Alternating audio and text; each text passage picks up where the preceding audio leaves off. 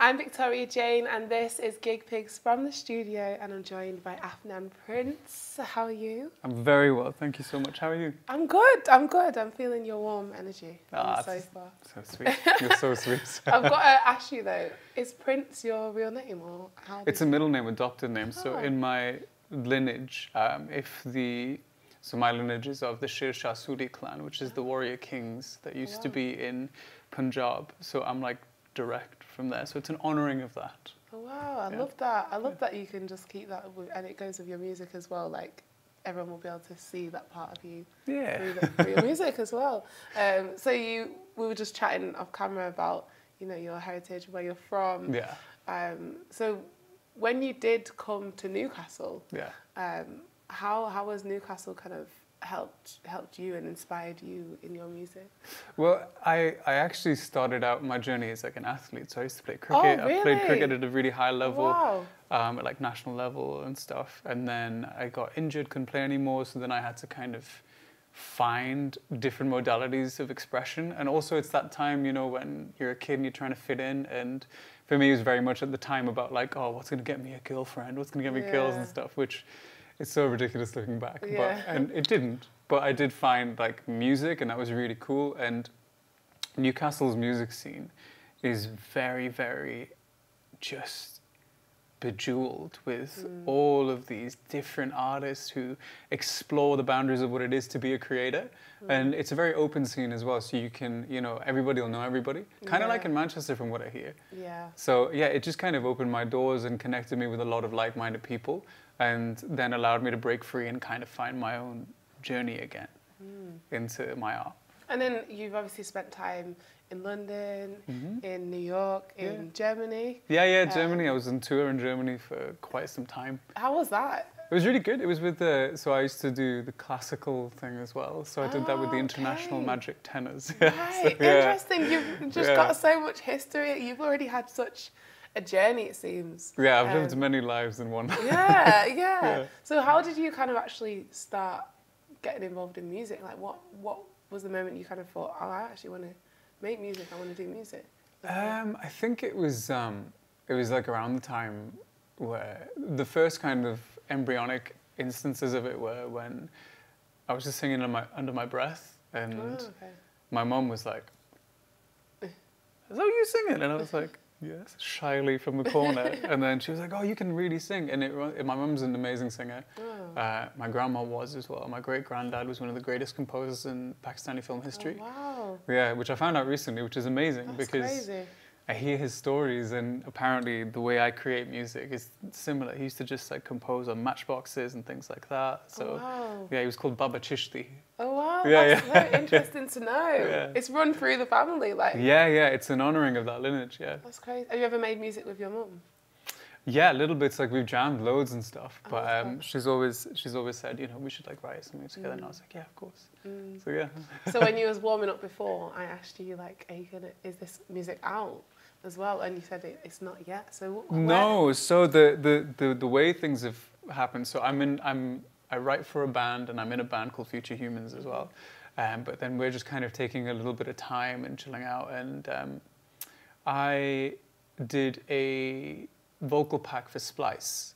So Future Humans, Future Vocals with our guitarist and producer.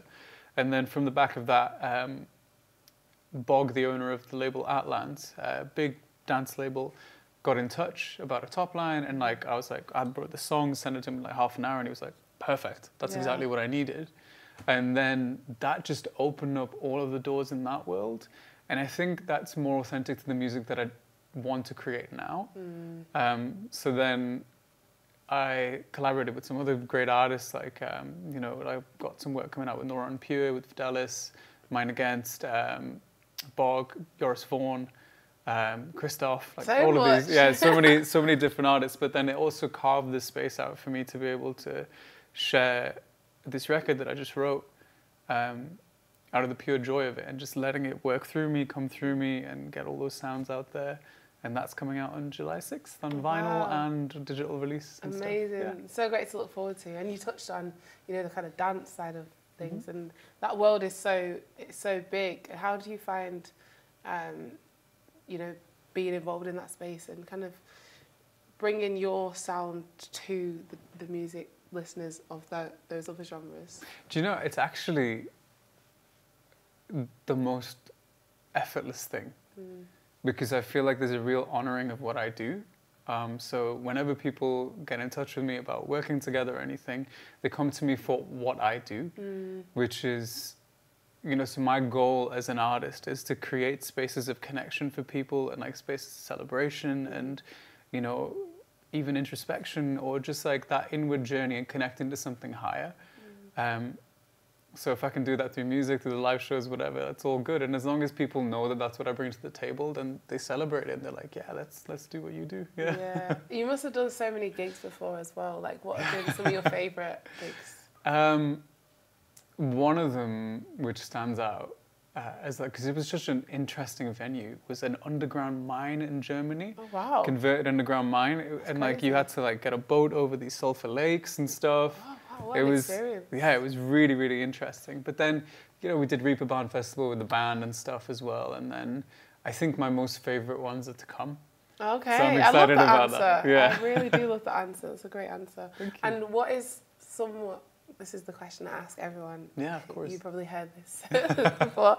What is something that you can't live without being on your ride, or something that you have to have at a show? What that you'd love to have at a show? Something that I would love to have at a show is just... it's a good question. I think on the ride, probably a yoga mat. Okay. Yeah. Yeah. Michael, who has been setting everything up, he's a yogi as well. So. Oh, I love that. Because like, that's one of my other things. I'm a yoga teacher as well. Yeah. Okay. You wear so many hats. I literally wear so many hats. Yeah. Honestly, like between that, producing podcasts, etc., like doing all of that. But that, and then just a space somewhere in and around the show where you can just hold the energy of what is to come in that safe space, in that like small space, like where like you can just go into that worldly inner, get ready to connect, and get out and do that. I think those are kind of cool key things for me. I love that. I love that, and I'm so excited to hear all the new music. And I'm so excited to see your session. Thank you so much for joining us. My pleasure. Thank you for having me. Is there anything else you wanted to share with everyone?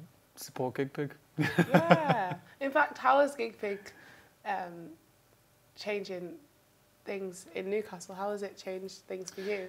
It's changed things massively, because I think one of the biggest things that it's done is put an emphasis on the artist again. So as opposed to, you know, the dynamic of power in regards to venues and artists like being one-sided for quite a while, what it's done is it's returned that autonomy back to the artist, which is a really beautiful thing, because then, you know, for myself, I pick and choose the gigs that I play, because, you know, again, it's about honoring what I do, honoring the space, and like, you know, if it makes me happy or not. Like, I don't play past a certain time anymore, because, you know, I don't want to lose the next day. So, and like, there are venues who are very happy for me to come in, do my thing, and do that, and you end up building a relationship with the venues.